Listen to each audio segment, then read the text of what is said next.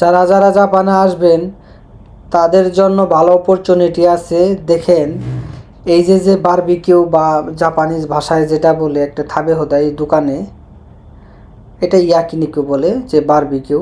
তো এই বিষয়টা হলো, যারা যারা এটা ফ্রি খাবেন তাহলে জানেন, জাপানে যারা যারা প্রথমে আসবেন, কিছু কিছু কোম্পানি আছে, যদি আপনারা চাকরির ভিসাতে আসেন, জব ভিসাতে, সেক্ষেত্রে এসএসডাব্লিউতে, টিআইটিপিতে বা যেই রকম কাজের ভিসাতে আছে এরকম যদি আসতে পারেন, তো সেক্ষেত্রে প্রত্যেকটা মালিকেই এরকম জাপানের একটা কি এগুলো নিয়ম।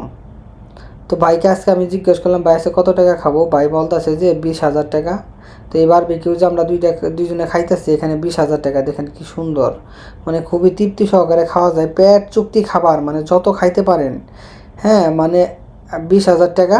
এখানে আর কি অনেক কমও আছে, 3,000 টাকা আছে, 2500 টাকা আছে, 4,000 টাকা আছে, 4900 টাকা আছে, 6,000 টাকা আছে, 8,000 টাকা আছে। তো আমরা আজকে খাইতেছি 10,000 টাকা।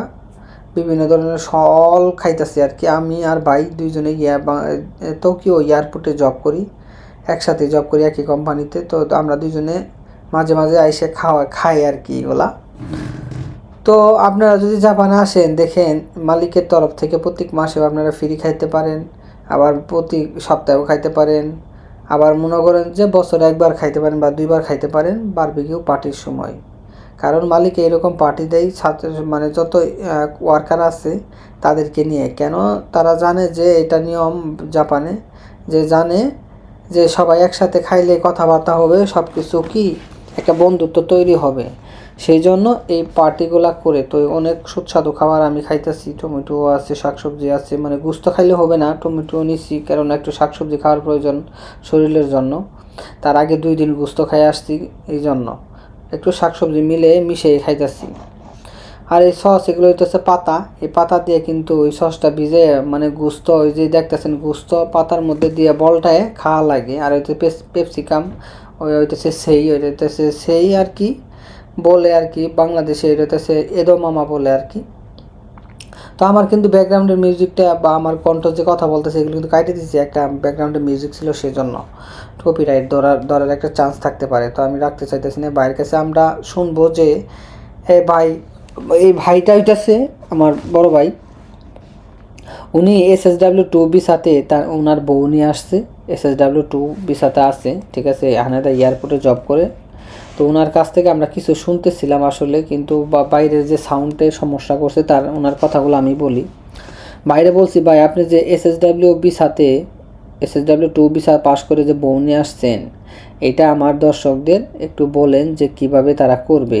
যেহেতু SSW ভিসাতে অনেকেই আমার চ্যানেলে আছেন, তারা আমার ভিডিও দেখেন নিয়মিত, তো তাদেরকে কিছু ইনভাইট করে বা মোটিভেশন দেন। তো সেক্ষেত্রে ভাই অনেক কথা বলছে, সেই কথাগুলো আমি এখন তুলে ধরি। ভাই বলছে যে আপনারা ভালো করে লেখাপড়া করেন। আমি বা সুমন যে জাপানে আসছি বা অনেকেই আসছে, তারা কিন্তু কোনো টাকা দেয় নাই, ফ্রিতে জাপানে আসছে। আপনারাও আসতে পারবেন, ভালো করে লেখাপড়া করেন। হ্যাঁ, আপনার মূল ভিত্তিটা হইলই আপনার শরীর আর ভালো রাখা এবং আপনার জাপানি ভাষাটা ভালো করে পারা। এই দুইটা যদি ঠিক থাকে তাহলে জাপানে লং টাইম থাকতে পারবেন, কোনো টেনশন নাই। এবং বলতাছে যে আপনাদের কি বলবো, কোনো দালাল মালাল ধরার কোনো প্রয়োজন নাই, আপনারা সরাসরি জাপানে আসতে পারবেন নিজে নিজেই চেষ্টা করলে। এতে সুমন আছে, হ্যাঁ, ভাই বলতেছে আমি আসি। তো আপনারা কমেন্টে কি বলতে পারেন যে ভাই আমাকে, আমি জাপান যাব, যদি পারেন একটু হেল্প করেন।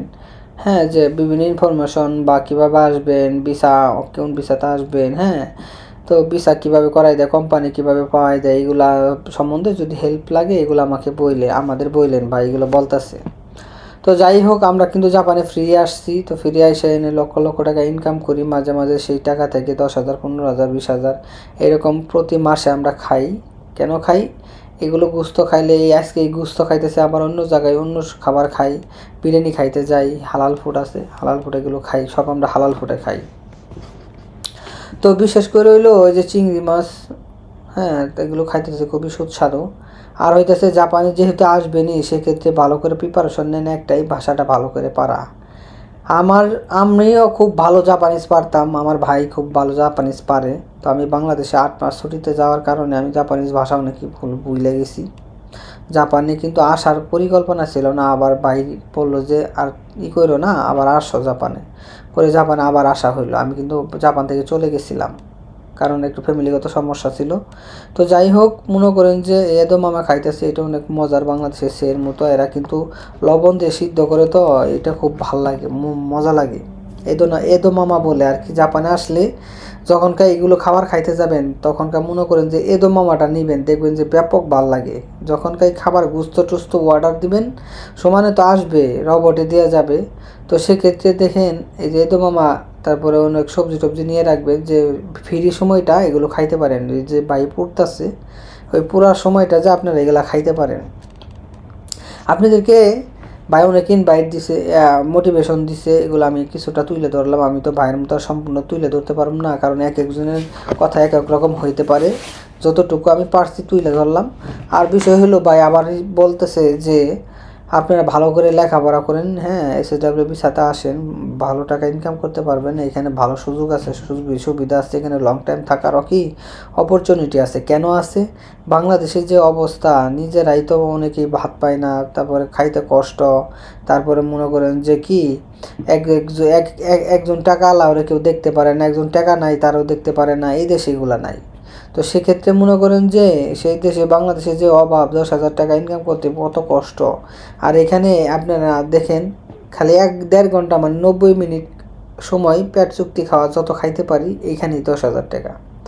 তো চিন্তা করেন, মানুষ 10,000 টাকা অনেক কষ্ট করে কামা, আমরা 10,000 টাকা খাই লাইতেছি। এটা আসলে বাংলাদেশের হিসেবে অনেক কঠিন, কিন্তু জাপানে অনেক বেতন পাই, তো সেই অনেক মনে করেন অনেক বেতন পাই, তার জন্য এগুলো কিছু মনে হয় না। তো আপনারাও জাপানে যখন আসবেন, দেখবেন যে ফ্যামিলিকে খুবই ভালোভাবে হেল্প করতে পারতেছেন, এবং জাপানে আপনার যে কেরিয়ারটা গড়বেন, এই কেরিয়ারটা আপনার জন্য, হ্যাঁ, আপনার লাইফটাকে চেঞ্জ করে দিতে পারে। তো এই লাইফটা চেঞ্জ করার জন্য আপনাকে কি করতে হবে? ভালো করে ভাষা শিখতে হবে, তারপরে মনে করেন যে স্কিল টেস্টগুলো পাস করতে হবে। স্টুডেন্ট ভিসাতে যারা আসবেন, তারা N4 কমপ্লিট করে আসার চেষ্টা করবেন, নাহলে জব পাওয়া কষ্ট হয়ে যায় জাপানে।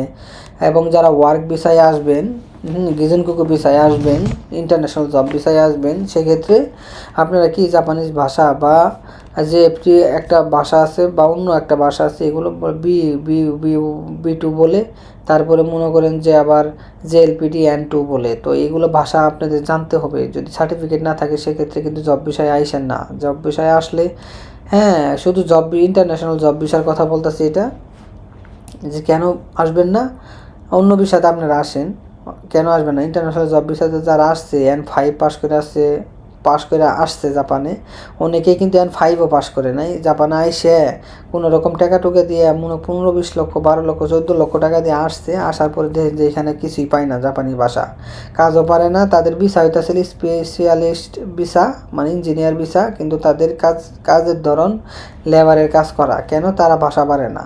তাদেরকে কি করব, বসায় তুই কী বেতন দিব বলেন? সেজন্য লেবারের কাজ করা। আমি যে এই মামা এর আগে যে ওই খাইলাম আপনার ওই সালাদটা, এই সালাদটার মধ্যে চানাচুর আছে, বুঝছেন? সে মজা গড় করে মজা লাগে, করকর করে, তো আরও ভাল লাগে, সস আছে আরও।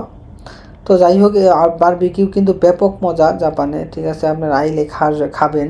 অনেকেই বাছাই করে যে এটা হালাল নাকি হারাম। তো দেখেন, যেহেতু জাপানে আসবেন, এগুলো আপনারা যাচাই করবেন, ঠিক আছে? আমরা খাইতেছি, আপনারা বললেন না যে আপনারা যাচাই করেন না, আমরাও যাচাই করেই খাইতেছি। তারপরেও আপনার বিভিন্ন দোকান আছে, আপনারা যাচাই করে খাবেন, কারণ এখানে অনেক দোকান থাকে এগুলো হালাল থাকে, আবার অনেক দোকান থাকে এগুলো হারাম থাকে। মানে হারাম মানে কোনো কিছু লেখা থাকে না। তো কিছু কিছু দোকান আছে এগুলো বারবিকিউ, তো এরকম লেখা থাকে যে না, হালাল হালাল এরকম খাইতে পারবে, তো এরকমও থাকে। তো সেক্ষেত্রে সবাই সতর্কভাবে খাবেন। আমরা যাচাই বাছাই করে খাইতেছি, আপনারা যাচাই বাছাই করে খাবেন। কিন্তু আরেকটা বিষয় হলো, যেহেতু আপনারা জাপানে আসার জন্য পরিকল্পনা করতেছেন, বা যারা যারা জাপানে আছেন, তারা যদি জব চেঞ্জ করতে চান, বা জাপান থেকে আসবেন, বাংলাদেশ থেকে আসবেন, কোনোভাবে কোনো কিছু বুঝতেছেন না, সেক্ষেত্রে আমার সাথে যোগাযোগ করতে পারেন। আমার হোয়াটসঅ্যাপ নাম্বার দেওয়া আছে ইউটিউব পোস্ট অপশনে, সেখান থেকে কিন্তু খুব সহজভাবে আমার সাথে যোগাযোগ করতে পারবেন। অনেকে আমাকে ফোন দিছে, হ্যাঁ, অনেকের সাথে কথা হইতেছে, এবং হাজার হাজার মানুষ ফোন দিছে। আর বিষয় হলো, মনে করেন যে অনেকের মোবাইল ফোন দিছে, সিনই করতে পারতেছি না, কারণ অনেক সময় কম। আর সবার যে মনে করেন যে সাথে কথা বলাটা, এটা আমার অনেক সময় দরকার। সবাই আমাকে প্রথমে ভয়েস মেসেজ দেওয়ার চেষ্টা করবেন, কারণ এখানে আমি কাজ করি, আবার আপনাদের জন্য একটু হেল্প করি।